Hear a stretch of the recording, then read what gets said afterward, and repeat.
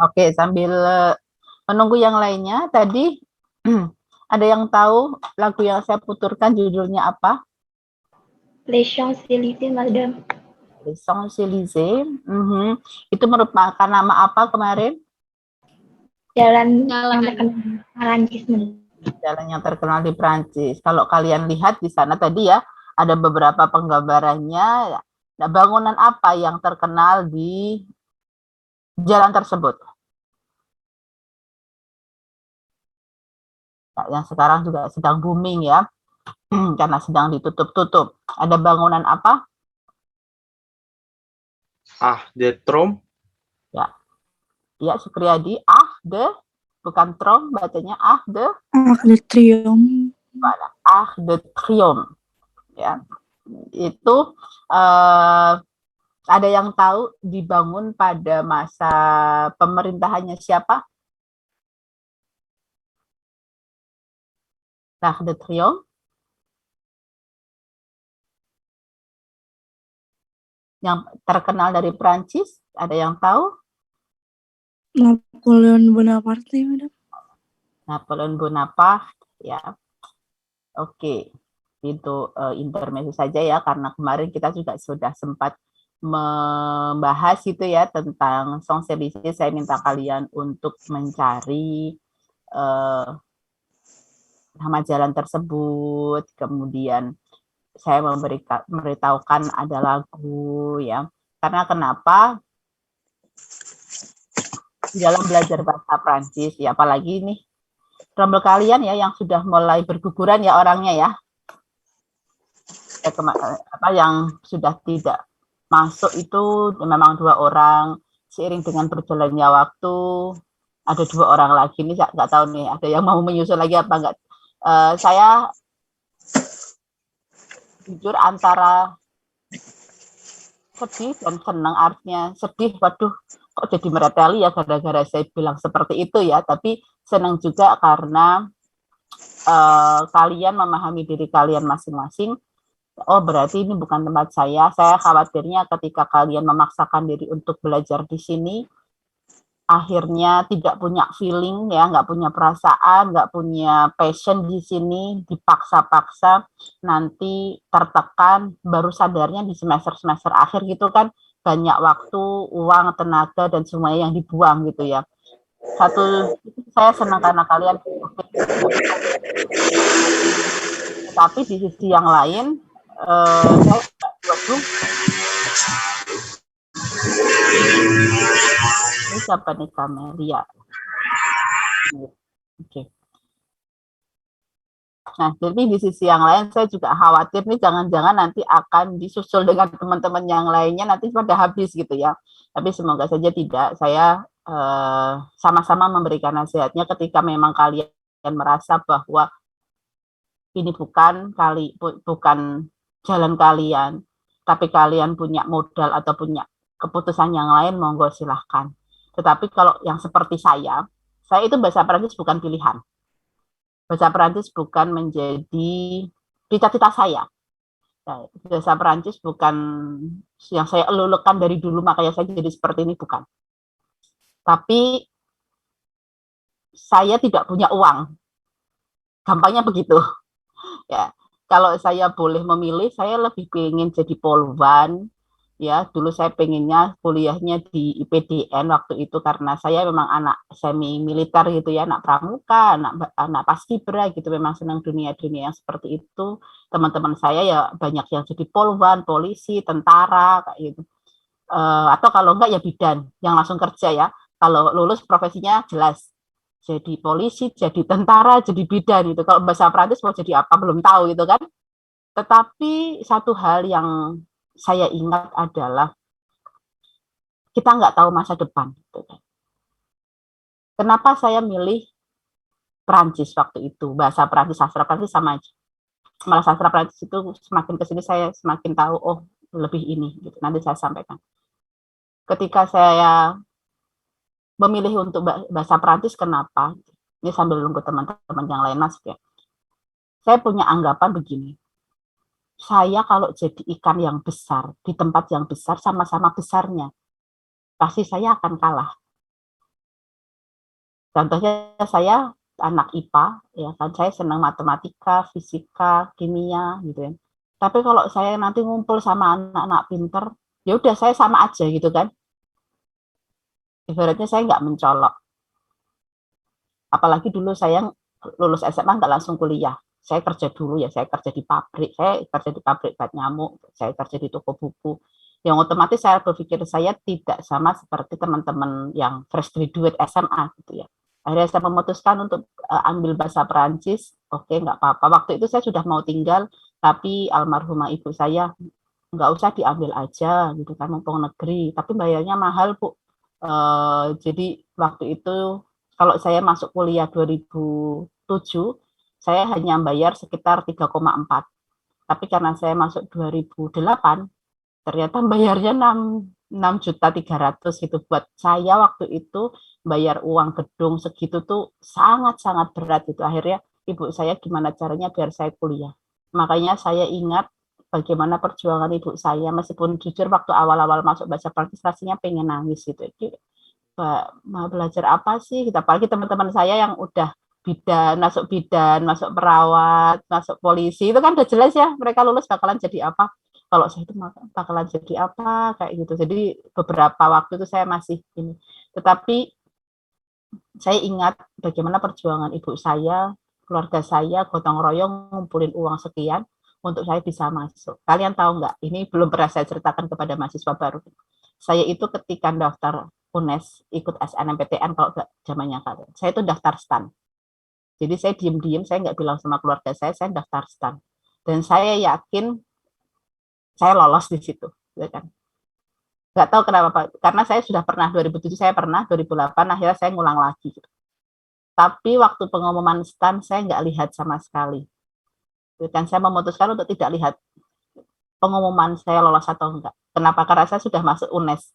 Saya sudah masuk bahasa Perancis UNES, gitu kan. Ketika STAN ada pengumuman, saya nggak lihat. Sampai detik ini saya nggak pernah tahu pengumuman itu seperti apa. Kenapa? Karena saya sudah nggak mau mikir yang lain lagi. Udah berarti ini jalan saya.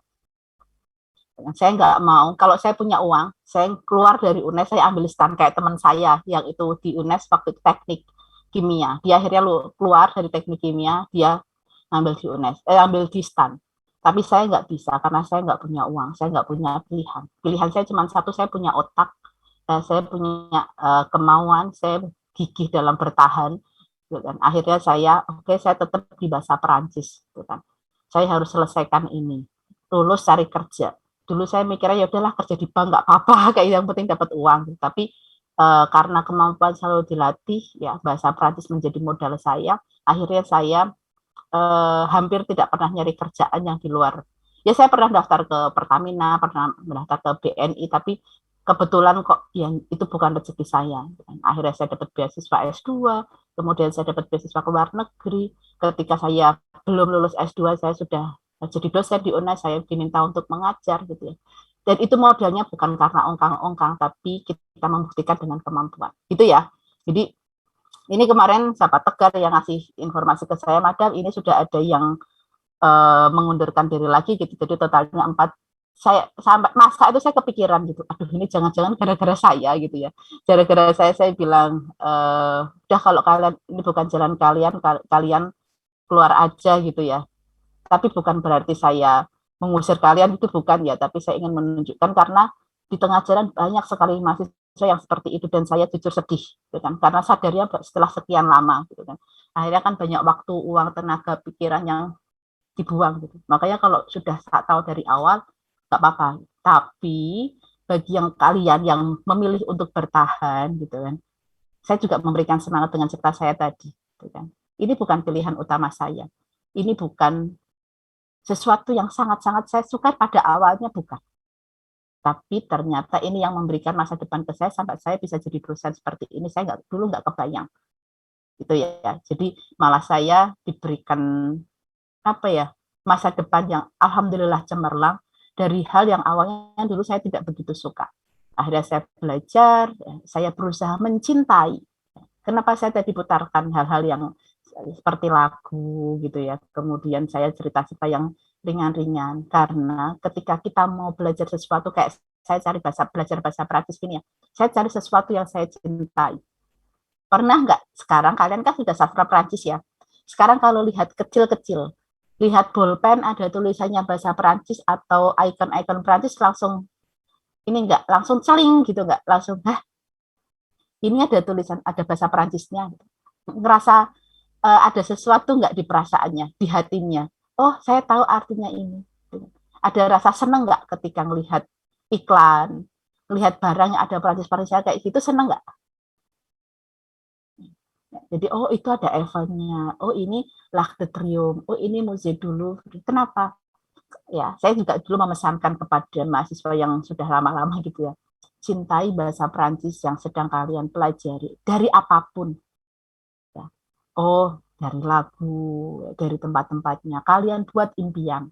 Ya. Kalian buat cari sesuatu yang menarik buat kalian. Jangan ikut-ikutan orang lain. Kalau nanti akhirnya malah itu nggak sesuai dengan diri kalian. Ya, jadi paling enggak tadi di awal saya putarkan lagu sambil santai, sambil mendengarkan, lihat-lihat videonya gitu ya. Oh, saya kayak iya seneng deh sama lagu-lagu Prancis gitu kan. Oh, cari lagi Joyce Jonathan. Ya, kemudian oh tadi ada lagu Champs-Élysées. Ya, kemudian nanti ada lagu oh Celine Dion. Oh, ada lagunya Anggun. Oh, itu zaman saya kuliah, itu saya punya folder La Musique Française itu di laptop saya gitu ya. Jadi carilah sesuatu yang bisa kalian cintai ketika kalian belajar bahasa Prancis. Ya, karena kalian nggak tahu nanti yang ke depan seperti apa. Sama seperti saya semester 5 itu masih galau, ya Allah saya mau jadi apa gitu. Tapi saya yakin Allah itu sudah memberikan rezeki pada setiap umatnya gitu ya. Dan proses itu tidak akan mengkhianati hasil. Ini bukan hanya quote, ini beneran kenyataan. Jadi apa yang saya dapatkan selama ini adalah hasil saya berusaha, dan tentu saja karena dimampukan oleh yang kuasa gitu ya, tentu saja karena saya punya keimanan itu. Tapi akan berbeda dengan teman saya ketika, loh, Mbak Novi dapat beasiswa, caranya gimana Mbak? Gini tak ceritain, gini. Wih, pakai banget, repot toh Mbak gitu. Ya udah, ya, saya dapat beasiswa 1 bulannya 3.500.000, saya sudah nggak bayar UKT, ya saya ibaratnya terus enak lah belajar juga dibayar gitu. Ya pasti di depan ada usahanya. Nggak bisa kita yang enteng-enteng terus kemudian kita pengen yang enak, ya kan?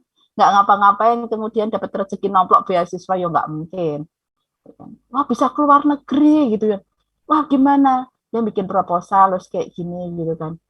Allah, paling gara-gara dosen pembimbingnya aja gitu kan.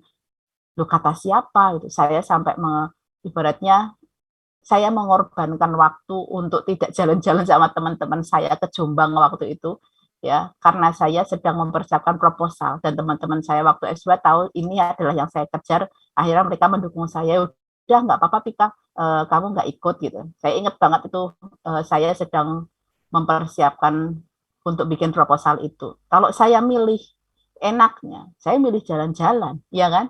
Saya milih hangout sama teman-teman, tidak hangout ini sebenarnya jenguk teman kami yang lahiran gitu. Karena saya tuh orangnya ubet, saya sukanya ngurusin teman-teman kelas, ya tak masakin, uang ya tak koordinir, nyari kendaraan dan sebagainya, biasanya saya ngurusi. Tapi saya bilang, Mas semuanya tak urusi, tapi saya nggak bisa berangkat karena aku mau nyiapin proposal. Kalau saya milih yang enak, mendingan saya ikut jalan-jalan sama teman-teman saya, seneng gitu kan. Tapi enggak, karena saya tahu ini tujuan saya di UGM, saya ingin dapat hibah itu biar saya bisa keluar negeri.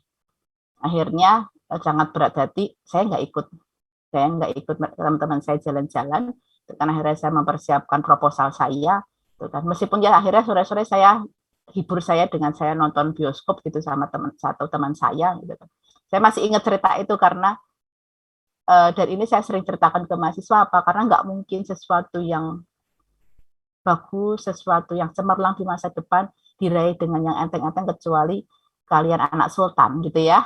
Nah, maka dari itu untuk mengawali kuliah ini untuk menyemangati kalian. Ini nggak bertambah, tambah berkurang ya. Baik, kalau begitu nanti kita langsung masuk ke materi saja. Ya, harapannya apa yang saya sampaikan tadi bisa memberikan motivasi, memberikan semangat. Nggak apa-apa teman-teman yang sudah memilih untuk berhenti, semoga tidak mempengaruhi kalian ke depannya. Ya, kalian punya jalan sendiri-sendiri. Tenang saja, tugas kalian adalah belajar sekarang, cintai apa yang sedang kalian pelajari. Ketika nggak paham, itu wajar. Ketika kalian belajar menemui kesulitan, itu wajar. Itu artinya kalian sedang belajar, ada proses berpikir. Ya, karena kalau kalian nggak bingung, nanti kalian nggak belajar. Carilah solusinya dengan bertanya, ya, dengan diskusi dengan temannya, gitu kan. Jadi itu yang bisa saya berikan. Ini untuk ngadem-ngademi. Jujur saya itu kepikiran banget dari kemarin ketika dapat info dari siapa yang Zahra itu udah WA saya. Kemudian yang kedua siapa? Yang terakhir apa? Cecilia ya? Cecilia, bukan Cecilia. Oh, yang Cecilia yang ini, kalau ini yang Cecilia yang terakhir kan itu gitu kan. Waduh, kok keluar lagi? Ini jangan-jangan saya khawatir nanti apa? Adinda nyusul, Shirley nyusul, atau siapa nanti Nalanda nyusul. Waduh, ini nanti dilaporkan ke Prodi ini gara-gara Madam Novi yang ucuk-ucuk buat keluar gitu kan, saya yang Parno sendiri gitu ya. Semoga enggak ya. Oke, baik. Kita lanjutkan. Sepertinya tidak akan bertambah karena ini tadi 32, sekarang balik lagi ke 31. Baik, ini sudah pertemuan yang ke-6 ya. Jadi sudah 1 bulan lebih kalian belajar bahasa Perancis. Cuman sayangnya kalau ketemu saya di mata kuliah interkultural saja, saya belum pegang kalian di 4 kompetensi bahasa, nggak masalah. Tapi di kelas ini saya tetap kasih kalian sedikit-sedikit materi tentang bahasa Perancis gitu ya. Nah, kalau kemarin kita sudah membahas tentang apa? Masih ingat, ayo? Penanggalan. Penanggalan. Dari penanggalan itu apa yang masih kalian ingat? Ya, apa yang masih kalian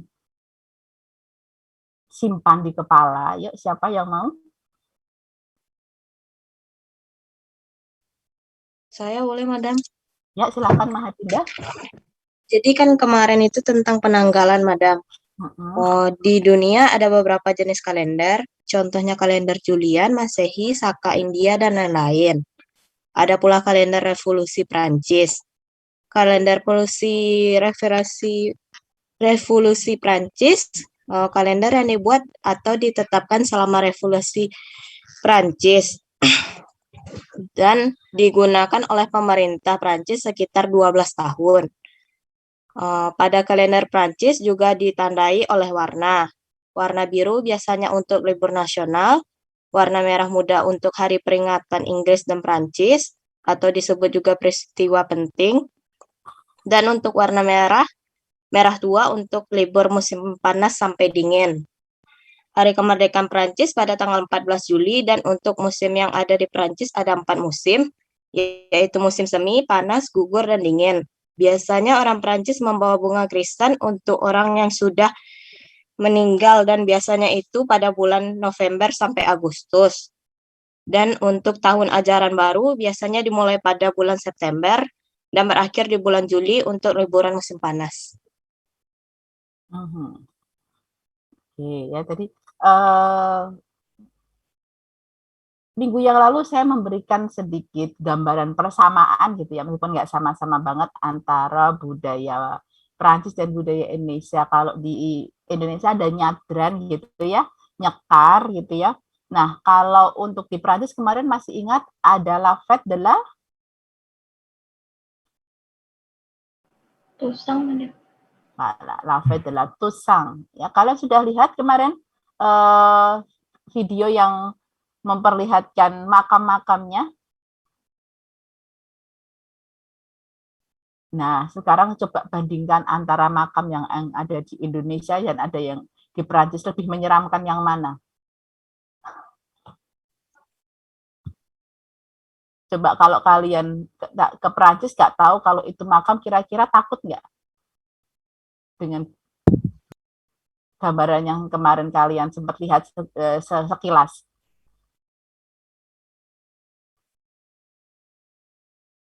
Lebih menyeramkan yang mana? Yang Indonesia, Madam. Indonesia, Madam. Gitu ya. Karena kan kita kalau yang namanya makam kan identik dengan tempat yang gelap, mojok gitu ya. Tapi kalau yang di Prancis kalian bisa lihat di lapangan yang terang, ya cukup padat dengan bangunan-bangunan yang apa namanya ya, vintage gitu ya, yang bagus gitu ya. Dan mereka juga pergi ke sana untuk nyekar bahasa Indonesianya gitu ya. Itu ternyata setelah belajar etude interkulturel tahu ya ada budaya yang hampir sama dan kalian paling enggak bisa menerapkan itu nanti ketika bertemu langsung dengan orang Prancis ketika di sana. Ya, oh paling enggak ketika ada konteks, oh ini akhir bulan Oktober atau misalkan awal November, oh ada libur ini, oh dimanfaatkan untuk jalan-jalan, misalkan seperti itu. Nah, hari ini kita akan membahas materi yang berikutnya sebelum minggu depan kita ada kuis ya. Ya, materi hari ini kita akan membahas tentang gastronomi, Madam. Gastronomi ya. Jadi kalau gastronomi itu berkaitan dengan makanan ya. Maka dari itu saya persilahkan dulu kelompok yang kelima untuk presentasi ya. Nanti setelah itu kita akan diskusi bersama-sama seperti biasa. Kelompok 5 sudah siap? Siap, Madam. Siap, Madam. Ya, silakan untuk presentasi. Untuk presentasinya, share screen-nya sudah saya multiple, jadi bisa langsung untuk share screen ya. Ya, baik, Madam.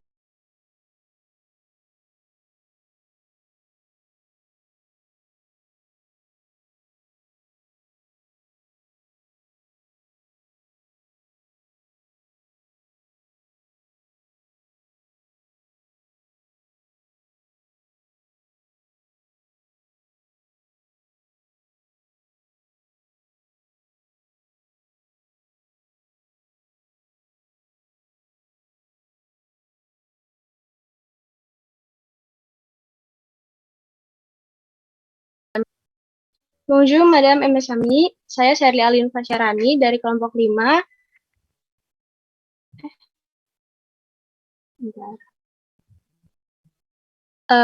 Dengan kedua rekan saya, baik Ega Yeyen dan Destiani Ayu, akan mempresentasikan hasil diskusi kelompok kami tentang gastronomi Prancis. Yang pertama-tama akan dibacakan oleh materinya oleh Ega. Gastronomi berasal dari bahasa Yunani kuno, gastros yang artinya lambung atau perut, dan nomos yang artinya hukum atau aturan. Gastronomi berarti ilmu akan makanan yang baik. Gastronomi sering disebut juga sebagai studi mengenai hubungan antara budaya dan makanan. Budaya dan gastronomi. Hubungan budaya dan gastronomi terbentuk karena gastronomi adalah produk budidaya pada kegiatan pertanian, sehingga penjelmaan warna, aroma, rasa dari suatu makanan dapat ditelusuri asal-usulnya dari lingkungan tempat bahan bakunya dihasilkan. Studi yang mempelajari hal tersebut disebut dengan gastrogeografi. Gastrogeografi meliputi studi akan sifat-sifat bumi, vegetasi, iklim, air, dan lingkungan. Hubungannya dengan makanan dan minuman. Contohnya seperti di Perancis. Ditinjau dari segi gastrogeografi. Di bagian selatan dihasilkan buah-buahan, sayuran yang penuh rasa karena angin laut yang dingin dan sinar matahari yang cukup mendukung pertumbuhan tanaman anggur. Di bagian utara terdapat kerang-kerangan, tiram, remis, lobster, kari mentega yang dihasilkan di Esire pada suhu yang lebih dingin.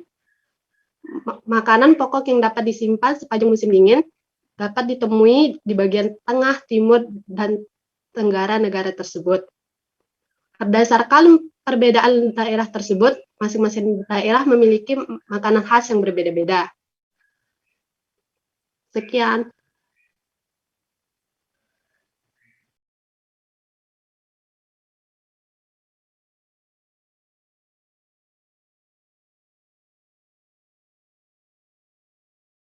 Oke, selanjutnya Sherly, next. Sejarah gastronomi itu sudah ada dari 200 tahun yang lalu. Kata gastronomi sendiri pertama kali muncul pada zaman modern, tepatnya di Prancis pada puisi yang berjudul Physical and Molecular Gastronomy, yang dikarang oleh Jacques Bersus pada tahun 1804.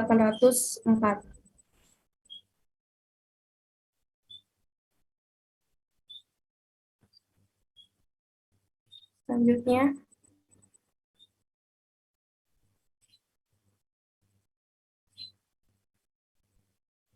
nah, gastronomi itu mempunyai perbedaan dengan kuliner. Nah, jika kuliner itu hanya fokus kepada proses memasak hingga proses penyajiannya, sedangkan gastronomi lebih menekankan pada nilai sejarah dan kearifan dari setiap makanan yang ada.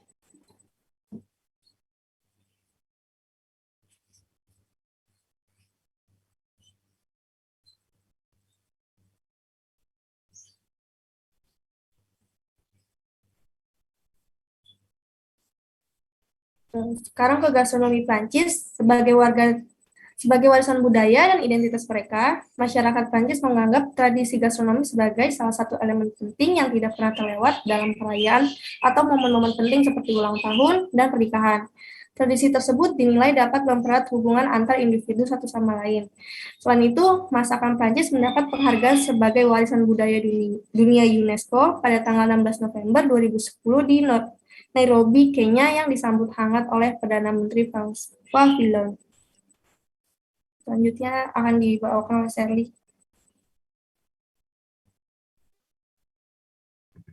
Selanjutnya ada budaya makan di Prancis yang dibagi menjadi 5 sesi. Yang pertama, dimulai dengan aperitif atau minum wine, dilanjut dengan appetizer atau makanan pembuka, dan dilanjut dengan main course atau makanan utama, dan diselingi dengan makan keju, dan diakhiri dengan dessert atau makanan penutup.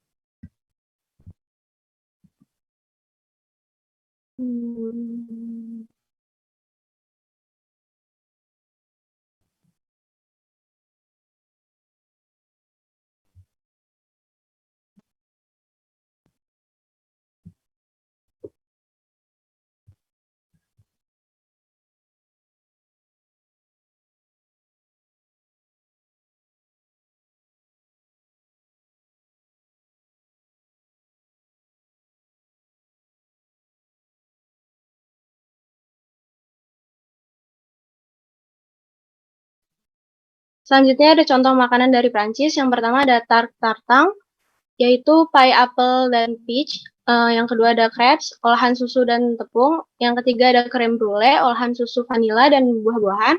Yang keempat ada croissant, yaitu roti. Selanjutnya ada baguette, itu roti juga. Yang kedua ada ratatouille, yaitu olahan sayur-sayuran. Selanjutnya ada foie gras, yaitu olahan hati angsa atau bebek. Selanjutnya ada escargot, yaitu olahan bekicot atau siput.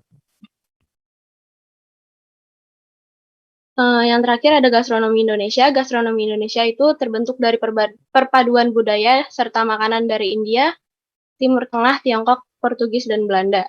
Makanan pokok Indonesia adalah nasi, kecuali di bagian timur di mana sagu, kentang, dan singkong lebih umum.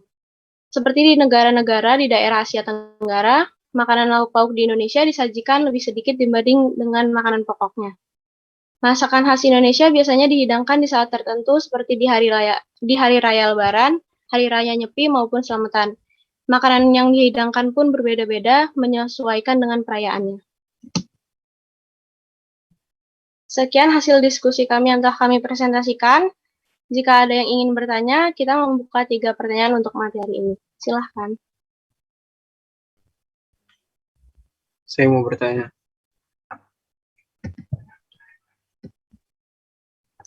Ya. Saya Rahmat Janatul Firdaus, 2311421056. Di slide ke-7 tadi ada kalimat saya baca, masyarakat Prancis menganggap tradisi gastronomi sebagai salah satu elemen penting yang tidak pernah terlewat dalam perayaan momen penting. Nah, bagaimana sejarahnya gastronomi bisa menjadi salah satu tradisi di Prancis? Ya, merci. Terima kasih atas pertanyaannya. Pertanyaannya akan ditampung dulu, baru dijawab ya. Saya mau bertanya.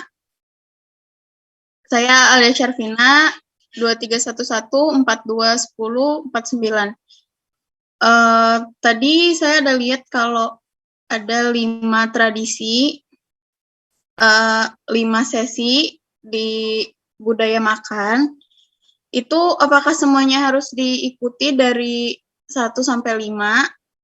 Bagaimana kalau misalnya ada yang tidak bisa minum wine atau alergi keju?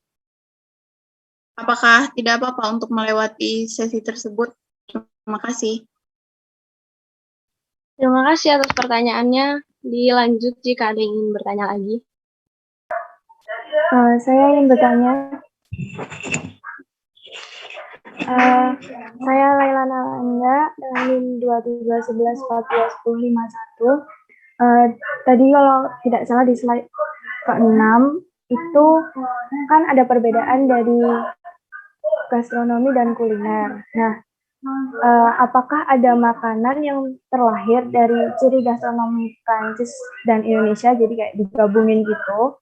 Terus kalau nggak ada, apakah mungkin tercipta suatu hari nanti karena kan kayak perbedaan sejarahnya gitu kan? Terus kalau ada, bagaimana asal-usul makanan tersebut? Terima kasih. Terima kasih atas pertanyaannya.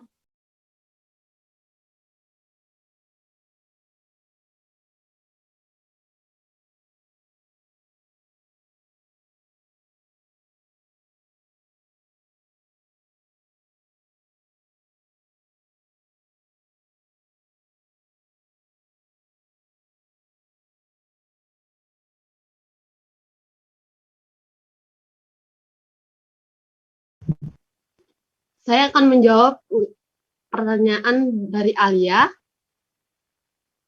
mengenai apabila salah satu tradisi makan di Perancis itu dilewati.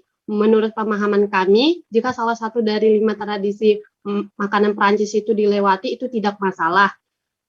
Itu tidak wajib untuk dilakukan apabila orang tersebut memiliki alasan pribadi. Karena tradisi ini kan kebiasaan dari pendahulu yang menjadi kebiasaan sampai sekarang. Jadi kalaupun tidak melakukan salah satu dari kebiasaan itu tidak masalah, tetapi sesi makannya itu tetap berlanjut sesuai urutannya. Hanya saja orang tersebut melewatkan salah satu sesi itu seperti mungkin melewatkan minum wine atau keju. Apa bisa dimengerti, Alia? Bisa dimengerti. Terima kasih, Ega. Terima kasih, Alia, atas pertanyaannya. Baik, sekarang saya akan menjawab pertanyaan dari Rahmat yang sejarah gastronomi. Apa sejarah gastronomi? Seperti yang ada di slide tadi, gastronomi itu pertama kali muncul di Prancis pada 200 tahun yang lalu dalam sebuah puisi yang dikarang oleh Jacques Versus pada tahun 1804. Tetapi sebenarnya gastronomi itu sudah dikenal sejak zaman Gaulah pada tahun 85 sebelum Masehi. Saat itu gastronomi hanya dianggap sebagai seni memasak, dan pada saat itu zaman Gaulah mempelajari cara menggunakan oven dari bangsa Romawi untuk menggantikan perapian. Sejak itu muncullah pertama kali makanan yang bernama sup. Lalu muncul restoran pertama pada tahun 1765 di Paris dan merupakan perkembangan dari kafe-kafe selanjutnya. Nah, awalnya pengunjung restoran tersebut adalah para bangsawan, namun adanya dampak revolusi Prancis berkembang pesat restoran sehingga terciptanya kekhasan dan tata cara makan yang disebut dengan istilah gastronomi. Begitu, Rahmat, gimana? Baik. Terima Kasih. kasih, Rahmat. Selanjutnya saya akan menjawab pertanyaan dari Nalanda tentang gabungan gastronomi Prancis dan kuliner Indonesia. Apakah ada atau tidak? Jawabannya ada. Contohnya itu leker dari Surabaya itu makanannya mirip dengan crepes dari Prancis. Adonannya itu yang kering dan renyah, isiannya itu manis gitu. Gitu, Nalanda. Apakah bisa dimengerti? Ya, bisa. Terima kasih atas jawabannya. Terima kasih, Nalanda. Sekian presentasi dari kelompok kami. Mohon maaf jika ada salah-salah kata. Merci beaucoup. Oke, baik. Terima kasih kepada kelompok yang kelima. Kita berikan tepuk tangan terlebih dahulu. Bentar.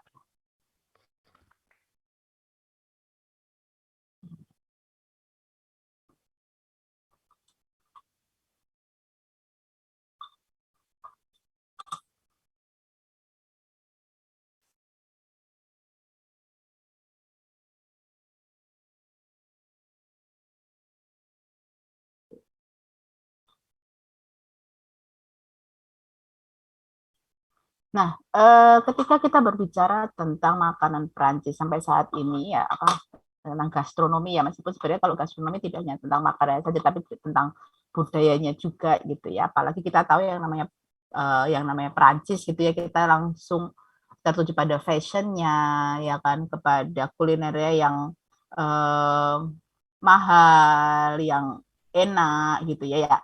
Kalau enak sih relatif sebenarnya. Nah, kalau sampai saat ini, makanan-makanan dari Prancis yang kalian tahu ada apa saja? Kuskus. Kuskus. Yang lainnya? Croissant, Kosong. Croissant. Terus? ratatouille. Ratatouille.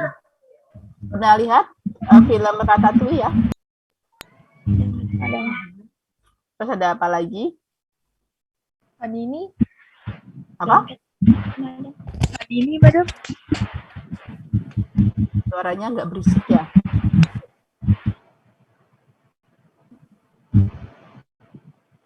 Apa tadi? Apa Lilis? Blanquet de veau, Madam. Blanc? Blanquet de veau. Oh, blanquet de veau. Iya. Terus tadi apa Jasmina? Panini, Madam. Comment ça s'écrit? Gimana? Saya tulis ya, Madam. Ya.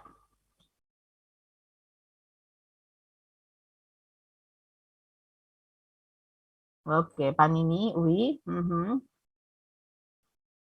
Baik, kita lihat siaran berikut ini, yang mungkin ini sudah sering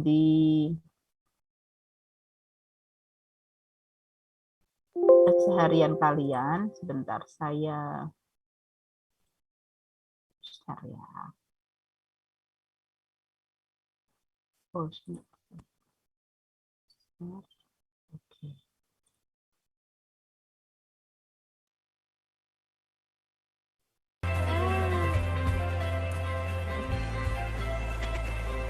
Prancis terkenal dengan kekayaan dan kemewahan rasanya. Tidak jarang harganya jadi selangit, tapi kini kuliner Prancis dapat Anda nikmati. Bisa dengar dan dilihat? Bisa, Madam. Madam. Dengan harga kaki lima. Penasaran?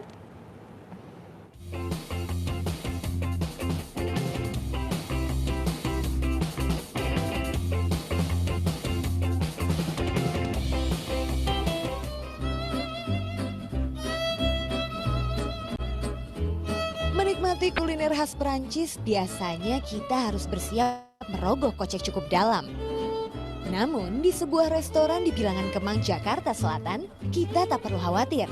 Meski menyajikan beragam menu khas Prancis, harga yang ditawarkan justru cukup terjangkau. Ya, restoran Chez Noumang menawarkan harga berkisar Rp12.000 hingga Rp90.000. Karena itu, restoran ini mengklaim sebagai restoran Prancis dengan harga kaki lima. Interior ruang dengan furniture kayu yang minimalis memang jauh dari kesan restoran Prancis yang kita kenal selama ini. Meski begitu, tak mengurangi minat pengunjung yang datang ke sini. Awalnya memang kami baru melihat banyak konsumer yang datang, jadi kami tertarik untuk mencoba dan taste-nya itu variatif ya. Suasananya enak, cukup homey sih kalau kata aku ya, nggak ini juga, gitu aja sih. Dan saya pun tak sabar mencicipi kuliner Prancis ala kaki lima ini. Saumon au agrum menjadi salah satu menu favorit yang tak boleh dilewatkan. Cara membuatnya ternyata cukup mudah. Potongan lemon, orange, dan lemon juice dimasak bersama kaldu ayam sayur.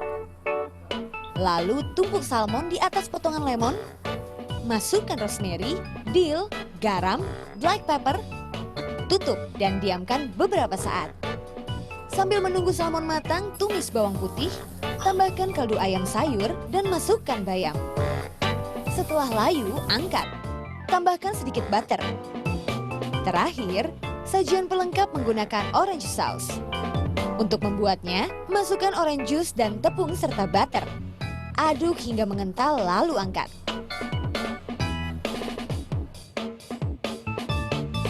Sajikan mashed potato bersama sayur bayam, salmon, dan orange juice sauce. Walau penyajiannya sederhana dan tidak mahal, Norman Ismail sebagai pemilik sekaligus chef selalu menggunakan bahan-bahan kualitas terbaik. Makanan Prancis itu nggak harus didapat dengan uang yang mahal dan harus selalu ada di fine dining room.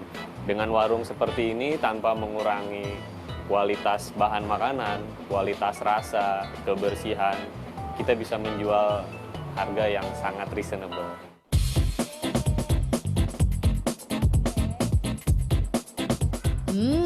Semua pesanan saya akhirnya datang.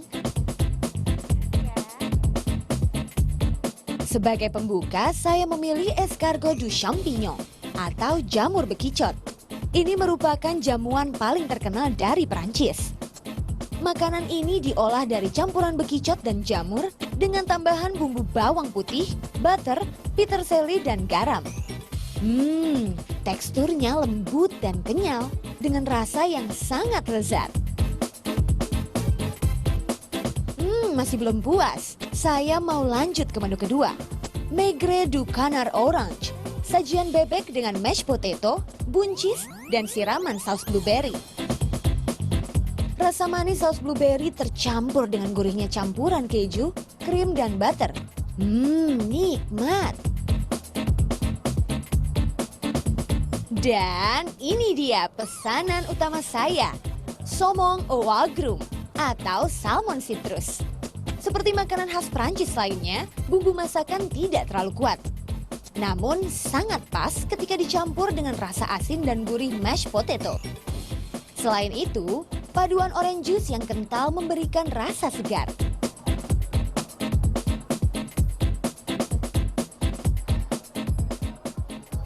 Sebagai penutup, ada pear puff pastry and ice cream.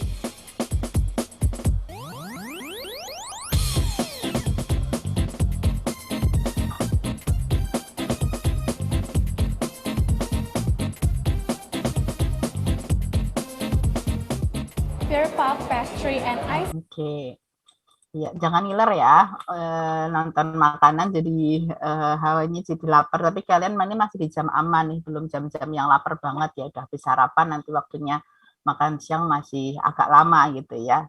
Nah, dari yang kalian lihat tadi, ya meskipun tadi juga ada pengucapan-pengucapan yang nggak Prancis gitu ya. Makanya inilah gunanya nanti kalian masuk ke dunia broadcasting gitu ya, mungkin menjadi copywriter atau mungkin jadi yang lainnya. Nanti kalian bisa memberikan pengaruh yang baik ya untuk tulisan ataupun untuk pengucapan yang tepat gitu ya. Nah dari situ tadi kalian menemukan ada makanan apa saja yang dari Prancis? Escargot. Escargot. Namanya apa tadi? Escargot apa? De champignon, madame. Escargot au champignon. Tahu champignon apa? Jamur, madame. Jamur ya. Makanya kadang tuh saya tuh sering geli kalau di supermarket atau di tempat gitu ya. Ada jamur champignon gitu apa ada jamur champignon gitu. Saya ketawa gitu. Champignon itu ya dalam bahasa Prancis artinya Jamur. Ya, jadi ya jamur-jamur gitu ya. Makanya kadang-kadang geli gitu ya kalau ada il y a des champignons, ya udah ada jamur gitu ya. Nah, tadi ada escargot champignon, terus ada apa lagi?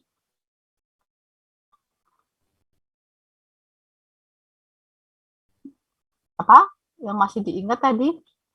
Sumon agrume, Madam. Ya. Somong ozagrum. Ya, somong berarti apa itu? Somong. Salmon. Salmon ya. Ditulis kayak gini-gini tuh ketika udah pas pelajaran gitu ya. Jadi meskipun online ini makanya kadang-kadang saya yang khawatir ini jangan mahasiswa nggak nulis pas ditanya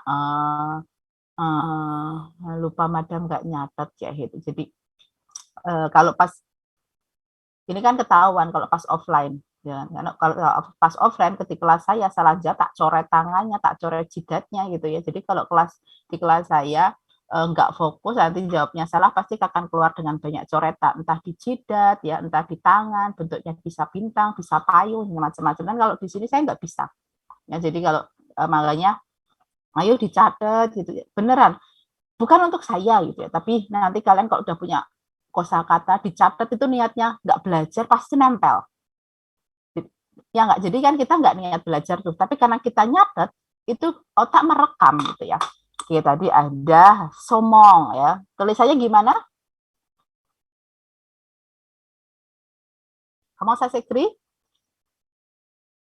Wala, somong. Karena kalian sudah tahu bacanya A ketemu I dibaca O ya. Gak akan bacanya salmon ya, salmon apa-apa gak ada. Ya, bacanya somong. Terus kemudian ada apa lagi? Setelah ada somong, ozagrum ada apa tadi yang pakai daging apa tadi yang seperti digoreng tadi namanya apa pakai bebek goreng gitu ya apa namanya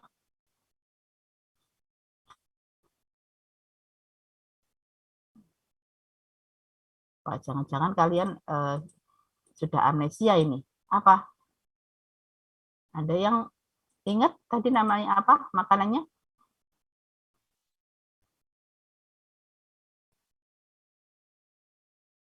ada yang ingat waduh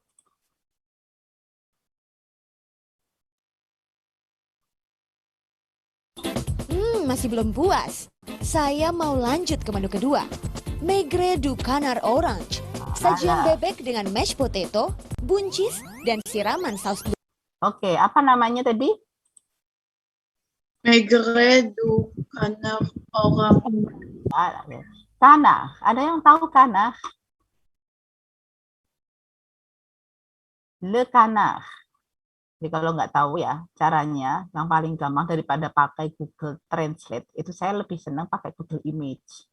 Ya, makanya, bukan kalian, berarti kelas 2020 saya minta kalau nyari kata sekalian cari gambarnya, biar gampang ingatnya. Coba kalian tap laptop kalian atau HP kalian, cari le canard, itu apa? Semacam bebek gitu. Bebek, ya. Bebek itu le canard. Ya. Maigre de canard aux oranges, ya, orange. Mbaknya mau ngomong Inggris apa Perancis tapi yang Inggris orange gitu ya. Padahal kalau bahasa Perancis orange. Ya. Di ada canard, le canard, ya. Kemudian yang terakhir tadi ada apa? Penutupnya ada apa? Puff pastry.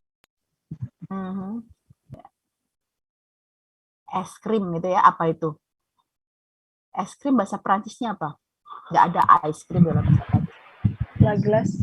Malah, la glace. Kamu saya sekri, bagaimana tulisannya biar teman-teman bisa lihat? La glace. Oke. La glace, es krim. Ya, bebek canard, ya, la glace es krim. Kalian sering lihat ini di sekitar kalian. Ya, makanya belajar mengumpulkan kosakata yang sebenarnya itu tidak jauh dari kalian. Nah, itu tadi adalah gambaran umum gitu ya. Oh, ternyata makanan-makanan Prancis itu juga sudah datang ya ke Indonesia gitu. Begitu juga dengan makanan-makanan Indonesia juga sudah mendunia gitu ya. Kalau di Belanda itu jangan heran lah untuk dapat makanan Indonesia itu cukup mudah kalau di Belanda. Saya pernah waktu jalan-jalan ke Belanda tuh kita makannya soto karena 2 bulan gitu ya nggak makan, maksudnya nggak ketemu yang makanan Indonesia langsung gitu. Di Belanda itu banyak banget yang ada penyetan, ada soto, ada bakso, ya, ada nasi goreng yang ala Indonesia gitu. Jadi ada pecel, banyak banget di sana kalau di Belanda karena memang banyak keturunan Indonesia yang ada di sana. Kalau di Perancis ya jangan khawatir, di sana juga ada beras gitu ya. Di sana juga ada toko Asia yang kita bisa masak makanan Indonesia dengan belanja di sana. Bahkan kalau di toko Asia itu ada jantung pisang aja dijual gitu ya. Kemudian ada jahe, ada kunyit, ada pala, semuanya dijual di sana di toko Asia. Kemudian beberapa orang yang di Indonesia kayak teman-teman saya, teman-teman Indonesia saya yang ada di sana baik di Swiss maupun di Prancis itu mereka bikin makanan-makanan Indonesia. Jadi dijual ke teman-teman, ke orang-orang yang ada di sana. Malah ada yang bikin food truck kayak gitu ya, jualan makanan Indonesia, bikin lumpia, bikin tempe ya, tempe yang organik. Kemudian mereka bikin nasi tumpeng. Jadi teman-teman saya itu yang ibu-ibu juga memperkenalkan makanan-makanan Indonesia yang ada di sana. Nah, dari tampilan tadi gitu kalian bisa melihat bahwa ada kebiasaan, tapi bukan yang kemudian kayak tadi disampaikan bahwa langkah-langkah makan Perancis seperti ini gitu, harus ini gitu. Ya memang iya, tetapi tidak harus saklek ya seperti itu, apalagi kita hanya masyarakat biasa, kecuali kalau kita memang diundang di pesta resmi kayak gitu yang makanannya kalau yang kalian table manner ya dengan berbagai macam garpu dan sendok gitu ya. Ini kalau offline tuh biasanya nanti saya akan organisir juga untuk table manner ke hotel, biasanya seperti itu. Cuman 2 tahun terakhir ini sayang sekali tidak ada offline ya, jadi untuk kegiatan-kegiatan itu kurang bisa maksimal.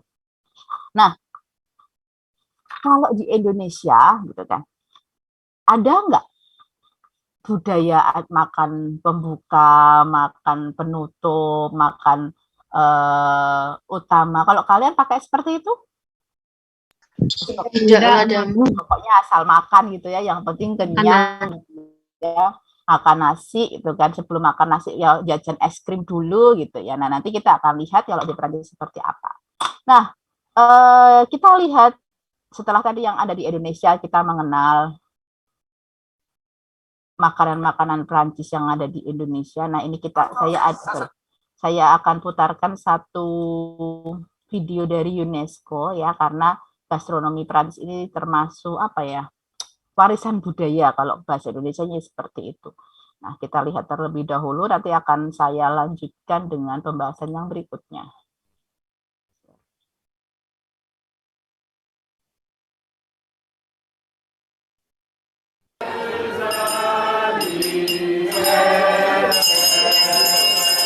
Suaranya bisa masuk? Videonya bisa terlihat? Bisa, Madam.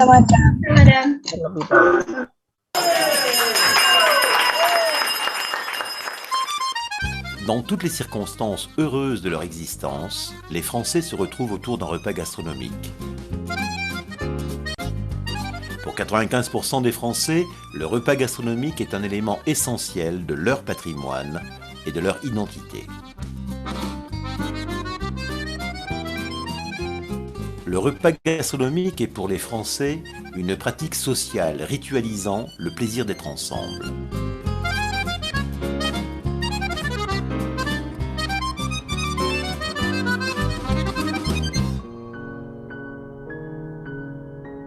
Préparer un repas gastronomique, c'est le plaisir de choisir des recettes, de chercher des bons produits et de les cuisiner ensemble. Accueillir des amis ou sa famille pour un repas gastronomique nécessite de mettre en route des savoirs, des savoir-faire, de la transmission et de la joie. Que mangeons-nous? Comment cuisinerons-nous ensemble? Qui fait le marché? Une fois que vous l'avez mis à la poissonnière à la vapeur, vous laissez refroidir la peau à manger. Et après on coupe en tranches à ce moment-là. Qu'est-ce que tu ferais toi avec l'amandine aujourd'hui? Poêlée. poêlé tout simplement. Ça, la peau est fine. Faire le marché permet d'échanger des savoirs, des conseils, des tours de main. C'est un lieu de parole, de transmission. Les plus gros, il faut faire un gratin. Bon appétit et cuisine bien. Merci. Allez. Je viens chercher chez vous. Le repas gastronomique est ouvert aux produits d'autres cultures. Il contribue à la découverte, à l'acceptation de l'autre. Il faudrait en fait pour l'apéritif, feuilles de vigne. C'est un assortiment d'olives aussi, je pense. Ah là, vous n'inquiétez pas. D'accord. Voilà. C'est aussi le reflet de la diversité des régions et des terroirs qui se retrouvent sur toutes les tables. 12 personnes, dont des enfants, un rôti de veau. Bah, je pense qu'on va s'orienter sur un quasi de veau. Un quasi de veau. Une des pièces les plus nobles. Je vous propose, c'est de vous donner quelques os de veau à côté. Ça va faire un jus onctueux avec la... Voilà, mais surtout un jus naturel de la bête. Oui, très très bien. On aurait besoin de pain, s'il vous plaît. C'est pas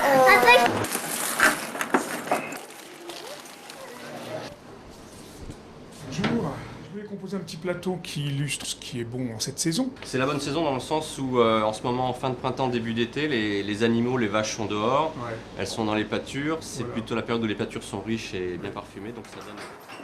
Bonjour. Bonjour. Donc on va attaquer par l'apéritif. Les arômes de mandarine, ça c'est un bon vin pour débuter un repas. Enfin, les amis, la famille se réunissent pour le repas gastronomique. Tu sais comment la meuler, mais c'est que tu sais reconnaître ta pomme de terre. La préparation se met en route. Non mais du vin blanc. C'est fait. C'est fait. Et qu'est-ce que c'est comme pomme de terre? Donc ça s'appelle la princesse Amandine. Alors, est-ce qu'on frotte le plat d'ail? Ah bah ouais, quand même. Et après, on va le couvrir d'une préparation qui sent bon, qu'on appelle un courbouillon. En rondelle, Et après, on pose au dos, justement parce qu'il est fragile, très très fragile. Rien ne se casse la gueule, regarde. Allez. Sortir sur les côtés. Je fais ça. Plier comme ça, ça va bien se plier. Avec un glaçon. La bouteille qui est ouverte, tu mets un glaçon rouge, ça très ça fera bien rouge. Dans toutes les familles, partout en France, le même rituel se met en place. Se régaler ensemble, préparer le repas ensemble, échanger, et puis à partir de là, élargir la curiosité et peut-être l'éveiller.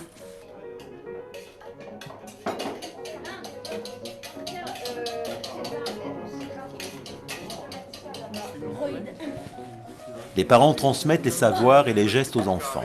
Peler, éplucher, découper, monter une sauce, goûter, l'apprentissage se nourrit de ces gestes répétés. Et mettre à l'intérieur. Ça, on va faire ça. Et tu mets le jaune. Vas-y. Tu tournes autour. Voilà, mais... Voilà. Voilà, ça c'est le geste essentiel. Tu vas les mettre là, d'accord? Là ou là? Là. Je la coupe en deux et dans une assiette, tu commences à m'épépiner parce que c'est assez long. On prend quelques heures comme ça, des fois, pour préparer quelque chose. À la fin, on se dit, ouais, c'est moi qui ai fait ça, voilà. Faire plein de desserts, pour faire plaisir à ma famille, pour faire plaisir aux gens.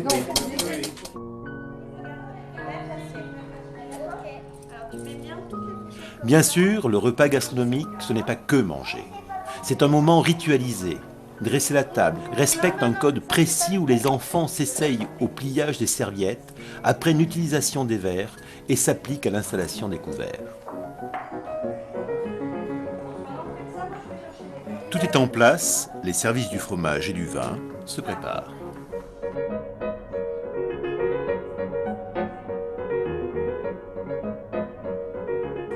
Les belles bouteilles sont carafées.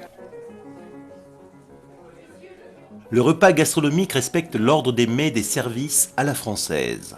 Apéritif, entrée, poisson, plat de viande, fromage, dessert. Le rituel s'ouvre par l'apéritif comme une mise en appétit. On pense au plaisir d'être ensemble et de se revoir. Et de bien bouffer et de bien boire. Au plaisir de la bouche. Voilà. Il y aura la matin, c'est des calamata. Ça doit être bon. Chaque plat, successivement, est posé au centre de la table comme une offrande. Il alimente aussi la conversation. J'apprécie, mais ça ferait plaisir encore.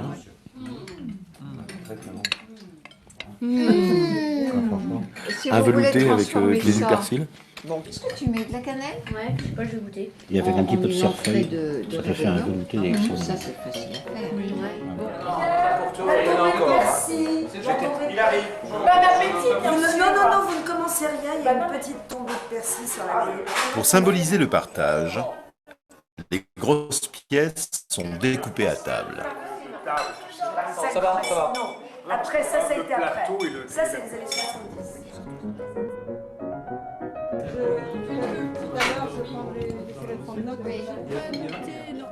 Bon appétit. Bon appétit. Très bon. Délicieux. Ah bah tant mieux. Oh là là. On ne sait pas où tu vas chercher tout ça, mais très très bon. Moi non plus. Comme un recueillement, la parole se suspend dans le plaisir partagé. Dans la sauce, c'est les champignons qui sont là. Hein? Ouais, un petit peu d'ail là. Oui. Pour parfaire l'accord des saveurs, chaque plat est accompagné d'un vin différent. Les fromages aux formes variées sont disposés sur leur plateau, suivant un ordre précis. Chacun doit pouvoir découper autant de croûtes que de cœurs. Les fromages se dégustent, du plus doux au plus fort.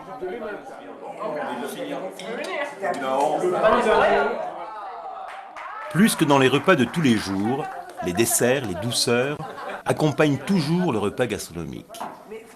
C'est le plaisir d'être ensemble. Non, on a dit qu'on partageait avec la prod. Moi, j'ai pas de framboise. Mohamed, je m'occupe de mon neveu qui est à ma droite. Les veines, comment tu expliques? Sa première vocation de la vie, c'est... C'est bon? Le digestif conclut le rituel. Les conversations se poursuivent à la table. Je crois que c'est bien de préserver l'art de vivre, le bien-être, savoir manger. C'est vraiment quelque chose qui est de l'ordre de la culture et de la culture française. C'est des choses qu'on transmet de génération en génération en l'inscrivant. Pakai bahasa Prancis dari yang kalian lihat tadi, apa yang bisa kalian tangkap, apapun, ada apa yang bisa kalian tangkap, yuk sampaikan kepada saya. Kayak melihat itu jadi kangen suasana. Kalau pas lagi ada undangan makan bareng kayak gitu. Tapi kalau makan sendiri mah ya enggak, apalagi mahasiswa ya pasti makannya di kamar.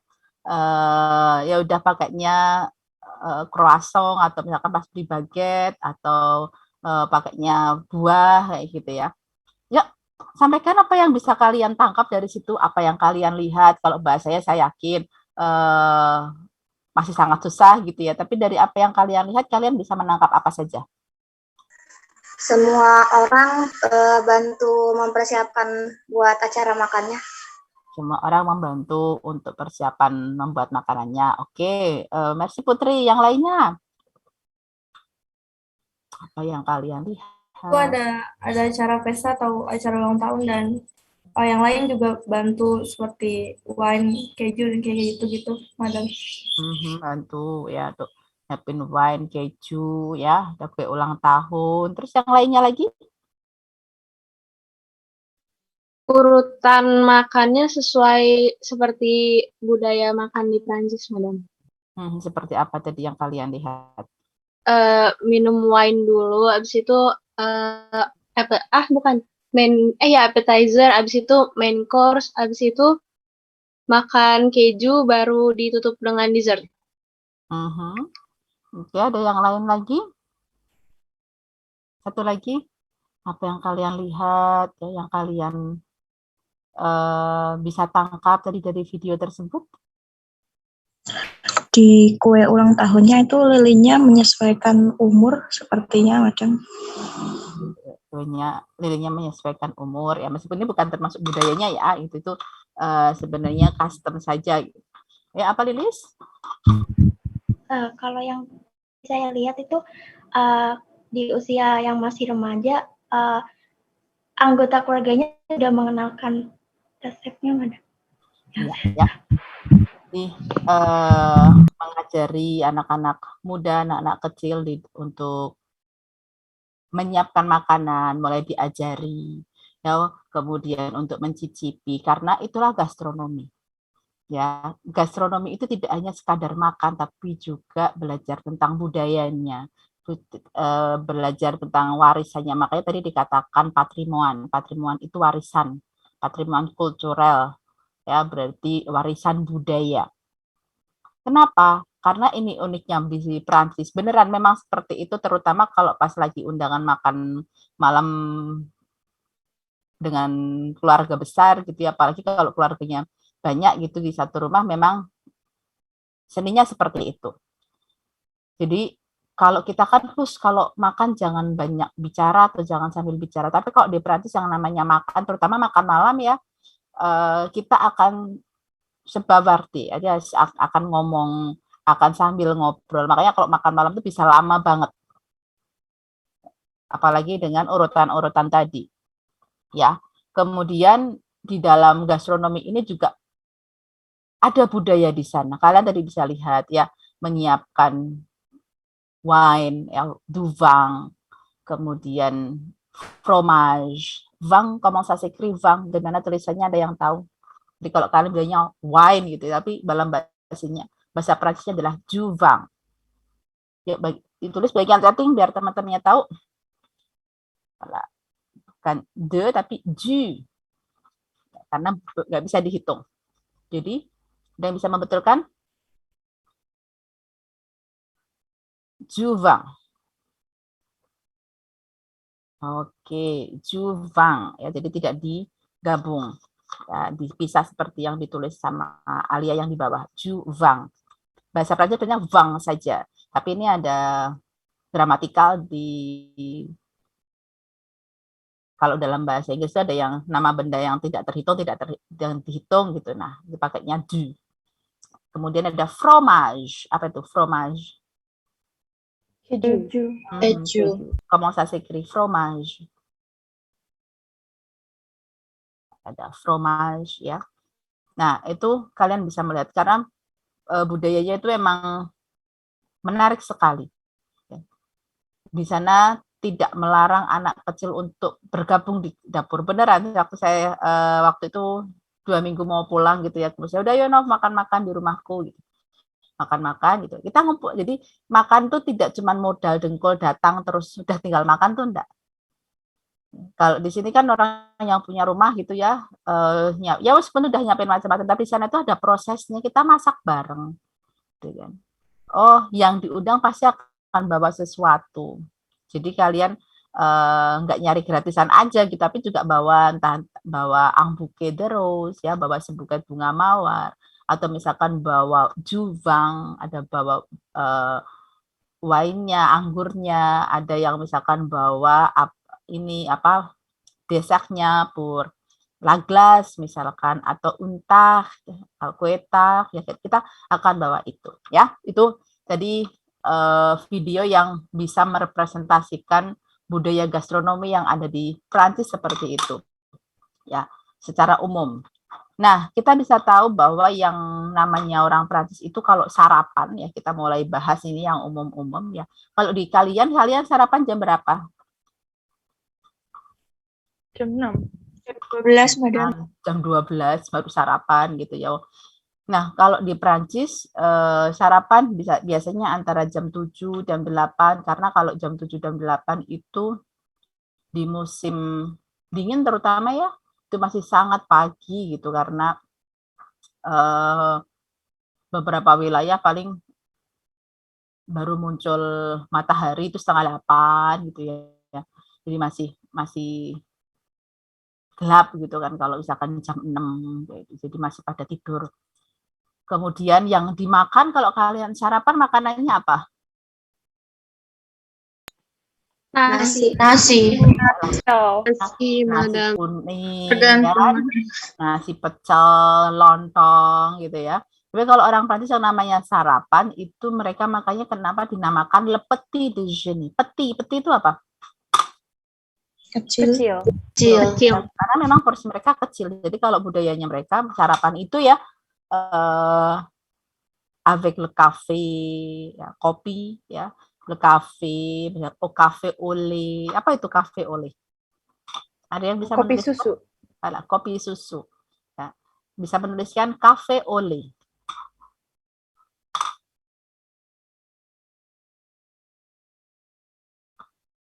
Kemudian ada dute, ada cafe au lait seperti itu tulisannya, ada dute, ya bukan T tapi T bahasa Perancisnya. Tulisannya ada yang tahu? Dute. Sebenarnya bahasa Perancisnya T, cuman karena ada artikelnya jadi dute.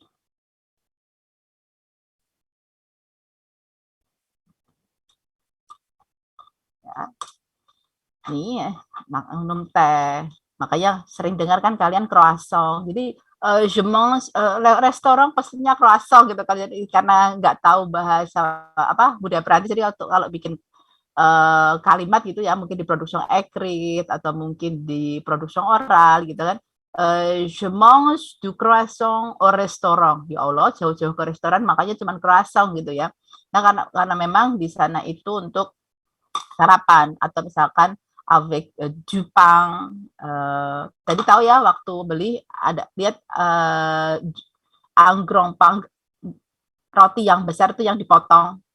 Lihat ya tadi ada baguette ya, ada baguette, ada namanya itu tartine du pain. Jadi roti yang besar kayak gitu, kemudian dimakan dengan coklat ya, coklat atau de beurre. Beurre itu apa beurre? Biasanya kalau kalian makan roti nih, ada beurre-nya.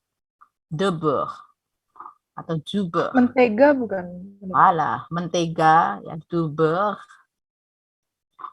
Kemudian selain dengan mentega, kalian biasanya kalau makan roti pakai apa? Selai. Selai. Ada yang tahu bahasa Perancisnya selai? Ya, ada namanya adalah confiture.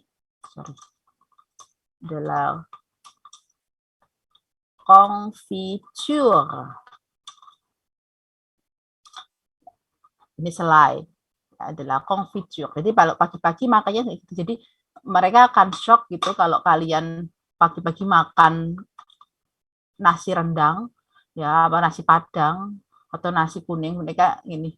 Jadi saya ada cerita lucu ketika saya ke Paris gitu ya, nginep di teman saya yang dekat Eiffel itu, terus kopangnya kan biasa ya kalau di sana itu, nanti kita akan bahas di bagian la vie quotidienne ya, di kehidupan sehari-hari. Ada yang namanya itu concubinage. Jadi jangan heran kalau nanti di sana ketemu sama pasangan yang tinggal bersama tapi belum nikah, tapi itu tidak sesuai dengan budaya kita ya.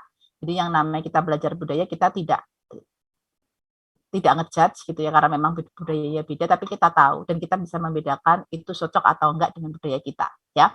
Jadi kebetulan pacarnya lagi keluar gitu kan, terus waktu saya datang ke sana saya tanya lah apa uwe kongtang gitu lah, ibaratnya kongtang di mana gitu, lagi beli sarapan mbak gitu, karena memang teman saya itu orang Semarang dan medok banget, oh lagi beli sarapan gitu kan. Terus jadi saya bayangannya itu kalau orang beli sarapan kan keluar nanti pulang-pulang bawanya kan kresek isinya nasi kuning ya kan, nasi uduk, nasi pecel gitu, rasanya seger ya pagi-pagi makan nasi pecel, apalagi dibungkus daun pisang atau daun jati kayak gitu kan.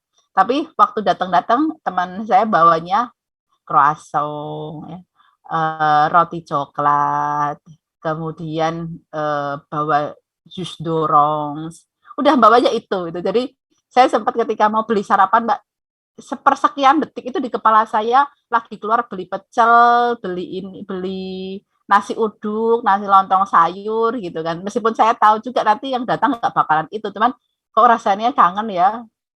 Waktu di sana baru dua bulan, rasanya kangen ya pagi-pagi beli sarapan yang dibeli itu gitu, karena beberapa hari makanannya kalau pagi ya makannya roti gitu ya. Nah, jadi nanti jangan kaget kalau di sana kalian sarapannya dikasih sama yang punya rumah, jangan kaget, jangan minta nasi goreng pagi-pagi gitu. Karena di sana itu sudah tak siapkan sarapan, berarti ya sarapannya roti, bikin kopi, bikin teh atau kopi susu, hanya semacam itu ya, makanya dinamakan le petit déjeuner. Nah, kalau anak-anak biasanya mereka akan makan sereal gitu ya. Jadi kalau yang anak-anak bule ya seperti itu. Mungkin ada di sini yang sarapan-sarapannya ala-ala bule. Kalau saya pasti keroncongan gitu ya, pagi-pagi baru makan, cuman makan roti gitu ya, nanti jam segini sudah mulai kruyuk-kruyuk gitu ya. Nah, kemudian kalau makan siang biasanya kalian jam berapa? 12. Jam 12. 12 gitu ya. Nah, sama juga kalau di Perancis makan siang jam 12 sampai sekitar jam 2, dan biasanya ini kalau yang kerja dan punya waktu banyak biasanya akan pergi bersama-sama dengan temannya di luar, tapi kalau enggak ya pada bawa bekal. Cuman karena kita mahasiswa ya waktu itu kan ngirit, terutama di Jenewa itu gila banget harganya, nggak kayak yang di Perancis lah. Jadi namanya city universitaire gitu ya, ada tempat tinggal ya untuk anak-anak mahasiswa dan juga resto universiter gitu ya. Jadi makanannya katanya lebih murah, tapi kalau di Jenewa nggak, sama aja mahalnya gitu kan. Sampai anak-anak itu pada sering bawa bekal. Saya pernah waktu hari pertama itu makan, tapi sekali makan habisnya 16 euro hampir 17 euro lah kalau di rupiah kan ya, sekali makan hampir 300.000 gitu ya. Jadi itu padahal makanya cuma satu slice daging sama sayur udah, tapi segitu gitu. Nah, ini kalau kita di Perancis 4 euro bisa dapat lebih, bisa dapat mulai dari entree nanti sampai dessert. Tapi kalau di Swiss tuh enggak. Nah, makanya saya sering bawa bekal gitu. Tapi kalau budayanya di sana memang iya, untuk makan siang ya tetap ada yang namanya pembuka dan sampai penutup.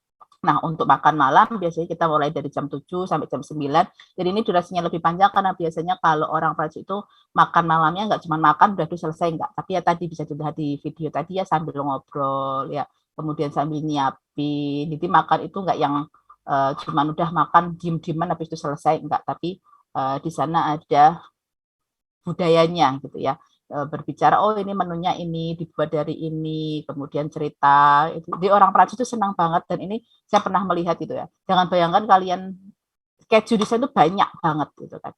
Dan apa namanya, di sana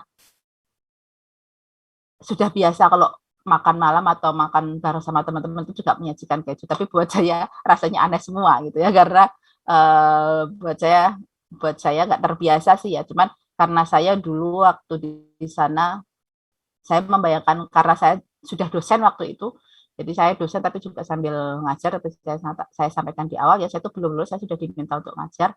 Jadi saya harus nyoba nih, mumpung ada banyak keju, saya harus nyoba ya, meskipun nggak makannya tuh ini apa namanya, sambil merem-merem gitu, sampai diketawain sama teman saya, "Nok, kenapa kamu ngambilnya dikit-dikit?" gitu kan. "Nggak apa-apa Mbak, lah aku nggak begitu doyan, no, tapi aku pengen tahu rasanya." Ya ada yang pahit, ada yang agak kecut gitu ya. Jadi apalagi saya tidak penyuka keju gitu, jadi untuk ngerasain yang kayak gitu agak gimana gitu. Tapi paling nggak tahu, oh ini yang dari susu kambing, ini yang dari susu domba, ini yang dari susu sapi gitu. Nanti di sana bisa dikasih tahu ya. Nah, tadi ya kalian selalu bilang ada appetizer, ada main course, ada dessert gitu ya. Bahasa Perancisnya apa untuk makanan pembuka? Ada yang tahu? Tadi di videonya ada. Une entrée. Jadi ada kan. Une entrée ini adalah makanan pembuka. Biasanya di makanan pembuka ini kalian makan apa? Taunya. Kalau mungkin kalau kalian nggak, madam, langsung pokoknya semuanya makanan utama gitu ya. Kalau makanan pembuka biasanya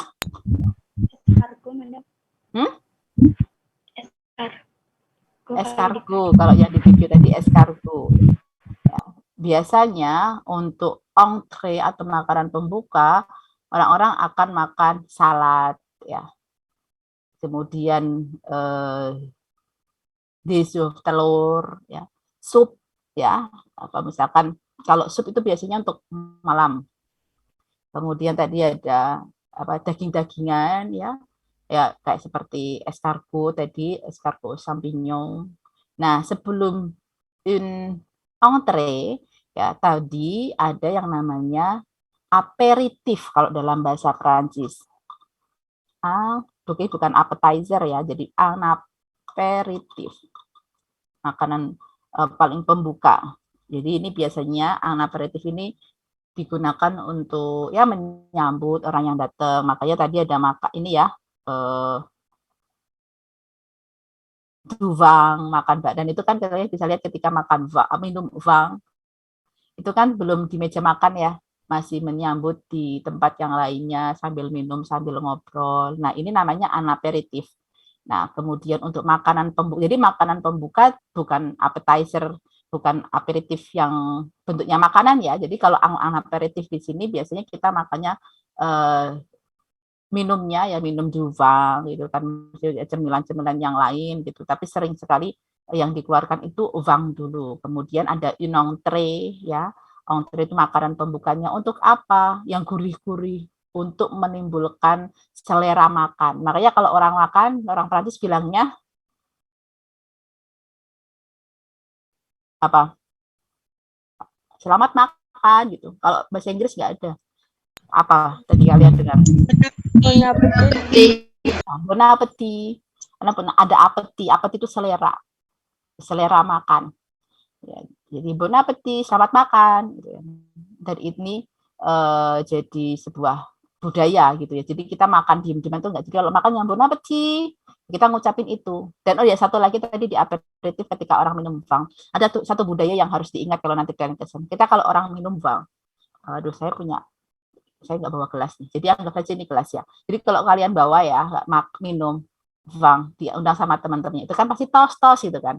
Nah ketika kalian tos gelas vangnya ini, kalian nggak boleh ngeliatin gelasnya. Harus tatap mata orang yang ngajak tos. Itu budaya. Jadi misalkan kalian tos itu kan, kita asal tos aja gitu kan. Tapi di sana ada budaya, dan ini saya bener banget pernah mengalami itu waktu awal-awal itu saya nggak tahu. Tapi teman saya itu kasih kode gitu kan. Ngeliatin saya terus sambil ini tuh saya langsung nangkep ya. Makanya jadi orang yang sensitif itu kadang-kadang perlu juga itu ya, peka lah ya. Jadi pas dilihat saya tuh nggak ngeh karena saya kan khawatir karena gelas untuk minum, tapi saya nggak minum wine karena saya kan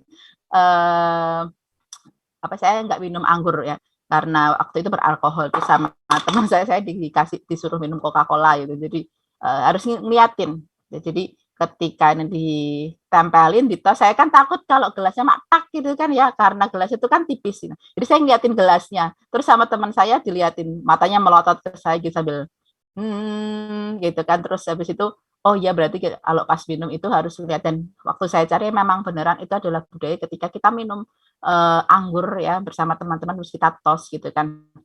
Kita harus saling menatap, kita nggak boleh lihat yang lainnya gitu kan. Nah itu sebuah budaya, itu biasanya di aperitif gitu ya. Nah kemudian setelah aperitif kemudian entrée ya, berikutnya ada yang namanya habis makanan pembuka ya. Setelah itu ada, kalau tadi bilang makanan apa? Sudah pembuka berarti langsung masuk makanan? Main course. Ya main course ya. Bahasa Prancisnya nggak ada main course ya. Nanti setelah keluar mata kuliah ini jangan bilang appetizer, jangan bilang main course, jangan bilang dessert ya. Pakailah kosakata bahasa Prancis. Ya, dalam bahasa Prancis ada yang namanya le plat principal. Ya, makanan utama, jadi un plat principal.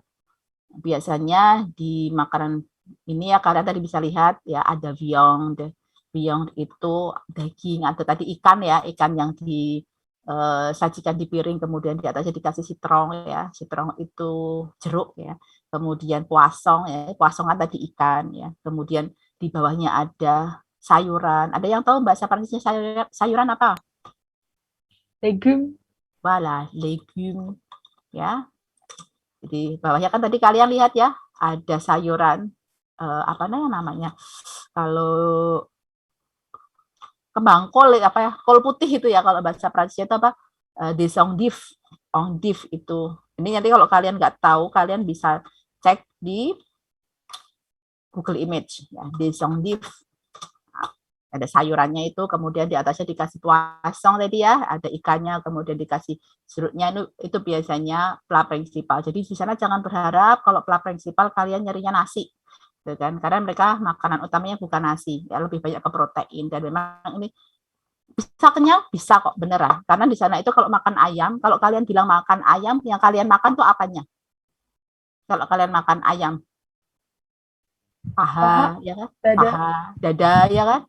Kalau di sana makan ayam ya, Ya satu ayam, satu gelondong, satu orang, satu gelondong, minimal tuh setengah gelondong. Nggak ada kalian makan ayam dikasih pahanya tok, itu nggak. Ya, jadi yang akan disajikan ya satu ayam gelondong kayak gitu. Jadi memang akan kenyang. Ya. Jangan bayangin orang Prancis makannya salad tok, makannya kenyang. Ya enggak lah, habis makan salad mereka nanti makan daging, habis itu nanti makan es krim, nanti makan kue tart, gimana nggak kenyang coba, ya kan? Jadi jangan bayangin ketika mereka nggak makan nasi, ya nggak makan nasi tapi makan ikannya segelondong gitu kan, makan ayamnya segelondong gitu kan. Jadi waktu saya biasanya juga iya pergi ke restoran makan pule ya, pule itu kan ayam ya. Jadi pule itu makan ayam yang sudah bisa dimakan, itu pule. Jangan bilang pul. Kalau kalian bilang semong une poule, berarti kalian makan ayam yang lagi lari itu dimakan. Nanti kalian debus ya. Jadi bedakan antara pool dan pule. Ya, nanti kalau kalian lihat di kamus apalagi Google Translate terjemahkan jadi pool. Ya, ayam lagi lari-lari itu nggak makan. Hidup-hidup itu dimakan itu pool. Ya, jadi bedakan antara pool ya. Itu tidak sama dengan pule. Jadi harus membedakan ya. Mana makanan ayam yang dimakan sama ayam yang lagi lari-lari itu harus dibedakan karena hampir sama. Ya. Kemudian setelah plat prinsipal, nah biasanya kita makan fromage ya. Tadi bisa dilihat ya sebelum kita dikeluarkan dessert ya, dikeluarkan makanan penutup itu ada fromage. Biasanya selain fromage ada juga yaourt. Ada yang tahu yaourt apa? Yogurt.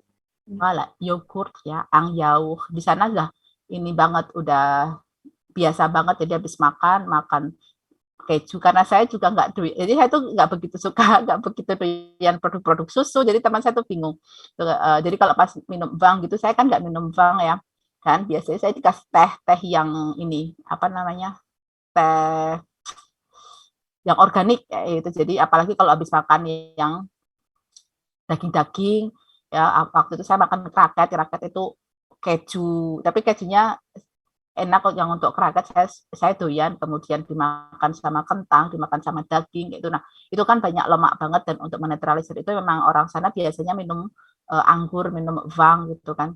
Nah kalau saya tidak minum itu, biasanya dikasih sama teh gitu ya, jadi teh organik gitu untuk menetralisir itu ya. Jadi setelah ada plat prinsipal ya, ada viand, ada poisson, ada legume ya, kemudian akan disambung yang dilanjutkan dengan makan fromage ya, kemudian ada yaourt ya, kemudian yang terakhir makanan penutup jangan dessert ya, bacanya dessert bukan dessert, S-nya 2, karena kalau dessert itu apa? Gurun ya, dessert ya, gurun Sahara ya, gurun. Jadi bedakan antara dessert dan dessert. Nah, dan biasanya memang sudah menjadi budayanya Prancis seperti itu, karena kalau di Prancis makan itu tidak sekadar makan, tapi juga di dalamnya ada budaya ya, transfer tadi savoir faire ya, agar mereka bisa melakukan ya, anak-anak bisa melakukan, bisa meniru. Oh, piringnya seperti ini, ngelipet serviet atau apa serbet itu seperti ini, kemudian cara mecah telur seperti ini, kemudian nanti cara menatanya seperti ini gitu. Jadi memang di sana, kalau di sini kan khusus sampai melu gitu ya, udah anak kecil di sana aja udah, tapi kalau di sana enggak. Dan ini memang ya, saya sampai pas ke tempat teman saya itu kan sana lari-lari kayak gitu, kemudian dia diminta untuk nyiapin gelas gitu kan, untuk ngambil gelas. Novi pourrais-je avoir 4 verres gitu ya. Jadi Novi aku minta ini ya. Jadi jangan tersinggung kalau di sana anak kecil manggil kalian nggak pakai mbak atau mas loh ya. Ya udah biasa di sana gitu kan. Itu kan sebenarnya budaya, bukan untuk merendahkan atau tidak sopan, tapi kan karena di sana nggak kenal kata mas, mbak gitu. Tapi kecuali kalau misalkan udah Tata, biasanya ada anak teman saya yang panggil saya Tata Novi gitu kan. Berarti Tante Novi gitu. Jadi nggak ada yang Mbak, Mas, kecuali yang orang Ungaran itu teman saya manggil saya Mbak dan Mbak Novi gitu ya. Nah, kalau untuk anak-anak gitu ya, biasanya di sore hari antara jam 4 sampai jam 5 itu mereka ada yang namanya gute. Ya, jadi gute itu apa ya? Nyemil. Apa kalau bahasa kalian itu apa? Brunch, semacam brunch gitu ya. Udah lapar tapi belum waktunya makan malam, atau udah lapar tapi belum waktunya makan siang, kayak sekarang ini waktunya brunch ya. Nah, ini ada kata anggute namanya, jadi maskulang ya. Biasanya mereka makan pain au chocolat, kemudian makan buah, des fruits ya. Ini bacanya fruit dalam bahasa Prancis, tidak seperti bahasa Inggris ya, fruit ya, tulisannya free tapi dibacanya fruit ya, nggak bahasa Indonesia, bahasa Prancis dibacanya free ya. Kemudian untuk makan siang tadi sudah saya sampaikan, biasanya kalau di luar kita saling mengundang teman gitu ya, untuk sesekali makan di restoran gitu ya. Nah, kalau di Indonesia biasanya ada, saya nggak begitu suka makanan cepat saji sih ya. Di sana juga ada itu. Kalau di sini semacam, mohon maaf saya sebut merek, kayak KFC gitu ya, kayak McD gitu ya. Di sana ada juga. Biasanya saya pernah waktu itu jalan-jalan ke Paris diajak teman saya biar jadi ke Quick ya. Pernah lihat Quick? Jadi semacam McD seperti itulah. Ya, kalau ini namanya Quick. Kemudian jangan harap kalau di sana makan ayam terus kalian minta nasi putih gitu ya, nggak ada. Ya, jadi di sana ya adanya paling kentang, ya ada fried chicken ada, tapi nggak ada nasinya gitu kan. Sana ada KFC, tapi kalau KFC saya belum pernah. Kata teman saya ada sih, cuman ya itu lagi nggak ada nasinya ya, pakainya kentang gitu ya. Nah, kemudian juga kalau kalian mau murah nanti, makanya di resto universiter ya, di kantinnya kampus itu. Kalau di Perancis masih murah lah, harga 5 euro gitu sudah mulai dapat makanan pembuka ya, entrée biasanya salad ya, kemudian akan dapat plat principal, ada poisson, kadang viande ya, kadang poulet ya, tergantung menu plat du jour-nya apa, menu hari itu apa. Kemudian nanti yang terakhir kalian dapat penutup, biasanya dapat ada yaourtnya juga, ada es krim ya. Jadi kalau orang Indonesia kan mau makan es krim di mana aja ya. Tapi kalau anak itu makan es krim itu pasti di belakang. Ya, karena mereka akan menutup makanan mereka dengan yang manis-manis. Kenapa? Untuk menghentikan selera makan. Jadi kan kadang kalau orang makan manis kan udah ya pengennya berhenti, nek udah gitu ya. Makanya kalau yang asin-asin, yang gurih-gurih untuk menumbuhkan selera makan dimakan di depan. Nah, untuk yang di akhir ini ditutup dengan yang manis. Ya, jadi jangan minta es krim sebelum makan ya di sana. Jadi kalau di sana pasti makan. Kemudian untuk menutupnya, saya sih seringnya pakai es krim. Teman saya ngasihnya si es krim gitu. Kadang juga ada pakai untart ya, roti tart yang ada krimnya seperti itu ya. Ini adalah gambaran budaya tentang makanan ya. Tidak hanya sekadar makan, tapi juga di sana ada kebiasaan. Ya, di sana ada seperti tadi saling menyiapkan bareng-bareng ya, kemudian saling. Jadi di sana tuh jangan heran mangan kok gak ndang mangan gitu ya. Jadi makan kok gak makan-makan. Enggak, karena memang ini saya sampai sempat ingat dulu di mata kuliah semacam etude interkultural, kalau di kuliah di angkatan saya namanya civilisation française, budaya Perancis. Dosen saya kan dulu juga pernah ke Jenewa gitu ya. Terus beliau cerita juga, saya tuh paling sebel kalau makan malam, kadang itu saya tuh udah ngantuk tapi nggak selesai gitu kan. Terus menunya kan banyak, satu ayam sak glondong gitu, udah aku nggak habis kayak gitu. Jadi cerita seperti itu gitu ya. Dan ternyata memang iya, jadi kalau di sana makan malam memang harus diniati ini, meskipun saya nggak sering sih makan malam bareng, karena saya kan tinggalnya di apartemennya orang ya, dan saya jarang, hanya berapa kali saya makan bareng gitu. Dan memang keluarganya keluarga kecil, hanya 2 orang, hanya sepasang gitu, anaknya sudah gede-gede. Ya paling kalau pas makan sambil ngobrol gitu, karena saya tetap pakai menu saya pakai nasi gitu, masak sendiri, mereka pakai makanan mereka gitu, karena saya nggak doyan makan bayam, makan itu loh, salad yang dari bayam, tapi bukan bayamnya kayak Indonesia ya, terus dikasih olive oil. Pada waktu itu saya belum begitu doyan salad, terus sama teman saya dikasih dibikinin salad yang mix Indonesia gitu, karena kan saya nggak suka olive oil yang cuma olive oil tok ya gitu. Terus sama teman saya nggak suka apa kalau di sini mayones gitu ya, apa-apa kan kalau di Indonesia apa-apa mayones gitu. Saya tuh nggak doyan mayones gitu. Jadi sama teman saya dibikinin pakai, jadi ada lettuce ya, tahu ya lettuce ya, berbeda dengan selada, tapi kalau nggak ada lettuce ya pakai selada nggak masalah gitu. Kemudian pakai timun, kemudian ada wortel. Lah untuk ininya, untuk apa namanya ya, untuk platingnya gitu ya, jadi untuk cocolannya itu tidak pakai mayones karena saya nggak doyan. Akhirnya dibikinnya sama teman saya itu dari alpukat. Ya, dari pakai alpukat, kemudian dikasih citron. Ya, kalian tahu citron? Jeruk ya, jeruk nipis ya, atau kalau nggak ada jeruk nipis, jeruk lemon ya. Kemudian dikasih perasan itu, kemudian dikasih merica. Itu saya lebih bisa menerima. Nah, dari mulai saat itu saya doyan salad.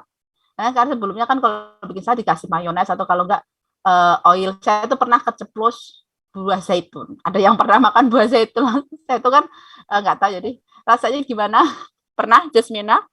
Ada kayak ada aroma sendiri gitu, Madam. Oke.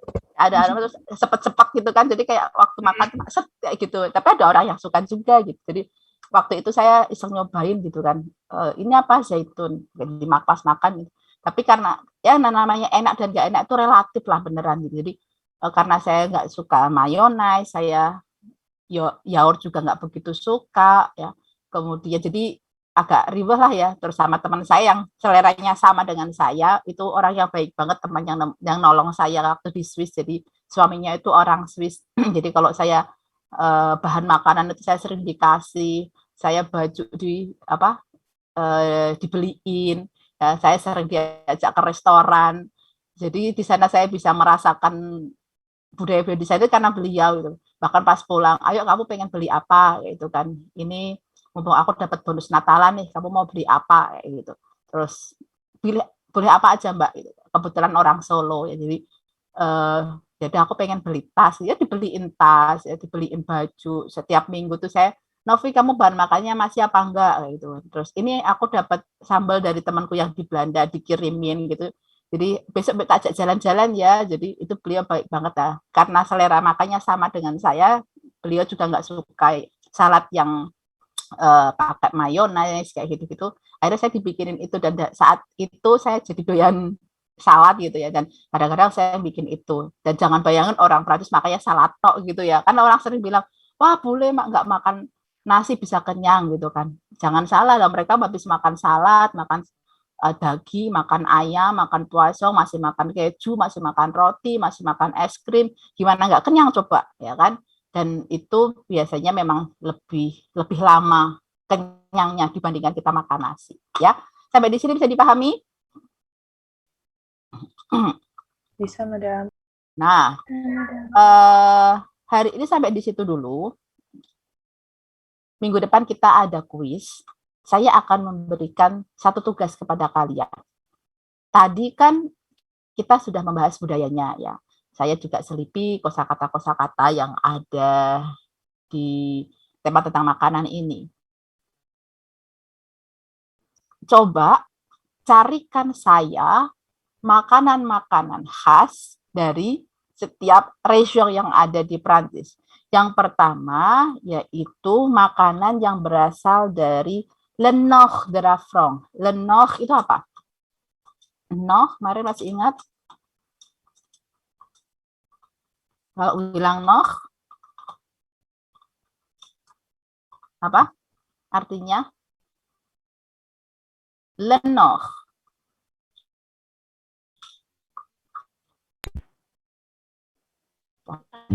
Ini pada diem, jangan-jangan lupa nih waktu kita bahas tentang region lu.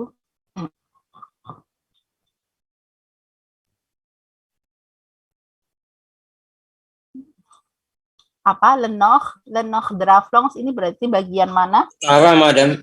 Utara. bagian utara ya. Satu, cari makanan dari Le Nord de la France, yang kedua dari wilayah Le Grand Ouest.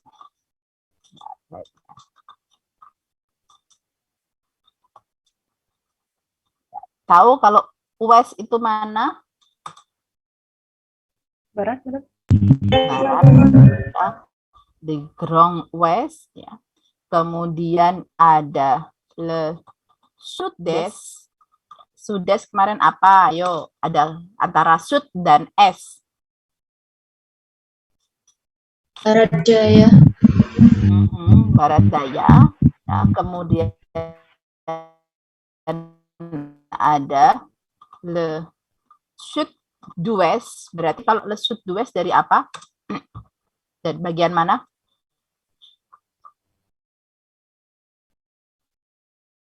Yuk, Sud-Est, Barat Daya. Kalau Sud-Ouest. Tenggara, Madam. Ayo, hati-hati. Kalau Sud-Est, jadi antara timur dan selatan. Berarti Sud-Est. Bertimur. Yang Sud-Est berarti timur, tenggara, selatan, barat, daya. Gitu kan? Jadi kalau Sud-Est itu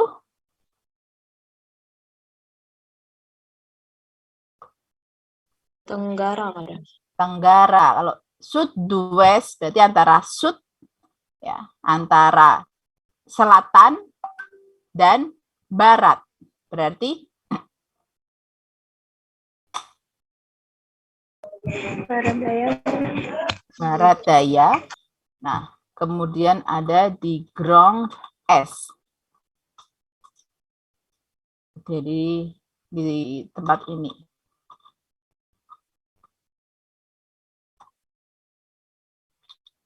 Ya, dari 5 tempat ini, ya, dari Le Nord, ya, jenis makanannya apa, namanya apa, Grand Ouest, ya, kemudian adalah Le Sud-Est, Le Sud-Ouest, Le Grand Est.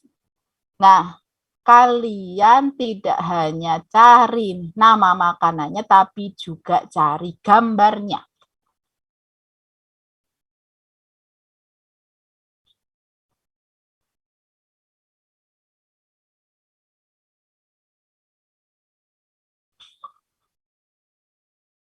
Paham? Kalian buat di Microsoft Word, ya. Kemudian nanti kalian save dalam bentuk PDF. Kemudian nanti kalian kumpulkan di Elena. Minggu depan akan saya buka ya dengan diskusi memperlihatkan tugas-tugas yang kalian kumpulkan. Jadi nanti akan saya buat deadline-nya hari Selasa ya. Jadi nanti hari Rabu bisa buat diskusi. Nah, setelah pembahasan itu saya akan lanjutkan dengan kuis. Bisa dipahami? Oke, ada pertanyaan? Izin bertanya, Madam. Berarti kuisnya itu tentang makanan gastronomi Prancis ya, Madam? Enggak, dari materi pertama sampai terakhir. Oh iya, baik, Madam. Terima kasih, Madam. Oke, ada yang lain lagi? Maaf, Madam, izin bertanya. Ya. Kan di Indonesia kan ayam dan sapi itu disembelih kan ada doanya kayak itu. Nah, itu di Prancis itu halal apa tidak ya, Madam? Iya. Kayak ayam, daging sapi gitu. Makanya kalau di Carrefour atau misalkan di supermarket atau di toko Asia kita akan ada yang namanya halal corner. Ya, jadi saya tidak akan makan daging yang tidak ada label halalnya atau tidak di halal corner. Ya. Cuman makanya teman-teman saya alhamdulillahnya kalau yang dari teman Yesus itu malah jaga. Misalkan kayak Jakanov, kamu kan muslim nggak boleh makan apa aja gitu kan. Nggak boleh makan, maaf, nggak boleh makan babi gitu kan. Tapi kan nggak boleh makan babi, tapi kalau minyaknya gimana? Nggak boleh juga. Oh iya, sampai teman saya itu nyarinya udah kita mau makan ramen tapi ini minyaknya ada kandungan babinya, kamu nggak bisa makan, kamu makan yang udang aja ya gitu. Terus teman-teman saya juga misalkan bikin bakso gitu kan bikin baksonya sendiri. Terus Nov, kamu makanya yang bakso ini ya, karena kalau yang bakso ini dagingnya bukan bukan daging halal gitu. Jadi di sana tidak, memang iya, jadi kita makannya daging gitu ya, poulet, ya, viande, ya, daging, poulet, ayam, tapi tidak semuanya. Kalau yang muslim di sana halal. Makanya kadang-kadang saya ngambil amannya itu misalkan menu di restoran atau misalkan ini saya pakainya yang poisson. Ya, saya ambil menunya yang ikan atau nanti ada salah satu daerah dari 5 yang kalian cari itu salah satu spesialitanya atau khasnya itu makanan seafood. Ya, kalau dalam bahasa Prancis namanya itu fruit de mer. Buah kan? Ya, kalian pernah lihat mer, ya, laut ya. Nah, di sini fruit de mer itu seafood. Nah, biasanya saya akan milih yang makanan itu gitu. Jadi kalau misalkan untuk makanan ayam atau daging, biasanya saya pastikan itu dari halal corner atau enggak. Kalau enggak, saya enggak makan itu kecuali misalkan saya nggak tahu gitu ya, tapi saya selalu bersifat hati-hati gitu ya. Kalau misalkan saya nggak tahu itu dari mana, saya milih makanan-makanan yang lebih aman gitu. Atau misalkan roti pun juga kadang hati-hati. Saya pernah saya lihatnya diskonnya, saya ambil croissant, gitu kan. Tapi saya salah ambil, ternyata di dalamnya itu ada baconnya. Ya kan? Akhirnya yang baconnya itu tak kasih ke teman sebelah kamar gitu. Saya ngambil croissant yang tanpa telur, tanpa daging yang tambahan-tambahan itu ya. Jadi di sana memang ada halal corner, tapi kalau misalkan yang bukan muslim bisa ambil di bagian daging, nggak perlu yang halal corner itu. Ada yang lain? Bisa dipahami ya? Jadi menarik sekali kalau kita mau ngomong tentang makanan gitu ya. Maka dari itu saya akan bagi keasikan ini kepada kalian untuk menemukan makanan-makanan khas atau spesialite dari masing-masing wilayah yang ada di Prancis ya. Nanti kalian bisa lihat gambarnya seperti ini ya. Oh, kalian nggak tahu, bisa dilihat di Google Image. Oh, ini ada kata ini di Songdif. Oh, dia kembang kol atau kol putih. Artinya apa ya? Lihat di Google Translate. Jadi gunakanlah Google, gunakanlah internet itu dengan cara yang benar ya. Jadi tidak yang Google Translate aja tapi kalian nggak tahu artinya. Ya carilah di Google Image. Oh, ternyata gambarnya seperti ini. Oh, foie gras. Oh, ternyata ratatouille gitu kan. Nah, nanti kalian akan lihat itu ya. Saya pending dulu pembahasannya. Kita lihat dulu kerja dari kalian seperti apa. Kita lanjutkan diskusinya minggu depan ya. Karena minggu depan tidak ada yang presentasi. Ya, nanti kita akan diskusi bersama-sama. Gitu ya. Oke, kalau gitu ada pertanyaan lagi tadi sepertinya apa? Ega mau sudah unmute? Madam. Ya. Nanti tugasnya kita kasih penjelasan juga nggak? Nggak perlu, nggak masalah. Yang penting kalian itu dari daerah mana ya, kemudian atau penjelasannya misalkan ini terbuat dari apa gitu boleh gitu ya. Jadi silahkan dimodifikasi agar apa yang kalian buat itu lebih informatif ya. Ini juga saya memberikan tugas tidak hanya untuk saya tapi juga untuk catatan kalian. Kalau catatan itu lebih memudahkan kalian memahami, monggo silahkan ditambahi. Tapi kalau tidak juga tidak apa-apa, yang penting ada namanya ya, ada gambarnya, itu dari daerah mana ya. Oh, ini spesialitenya apa, itu sudah cukup. Oke, Madam, makasih. Oke. Ya, itu dulu ya, sudah jam 10.55. Harapannya materi yang saya ceritakan hari ini bisa dipahami dengan baik, menambah wawasan pada kalian. Jadi suatu hari nanti kalau ketemu, jadi kalian nggak kaget lagi, nggak heran lagi. Ya, jangan lupa nanti mulainya diverifikasi setelah saya infokan di grup WhatsApp ya. Bon, merci pour aujourd'hui, préparez bien votre travail, dipersiapkan tugas kalian. Kita diskusi minggu depan. Au revoir. Au revoir, Madame. Au revoir, Madame. Saya N ya.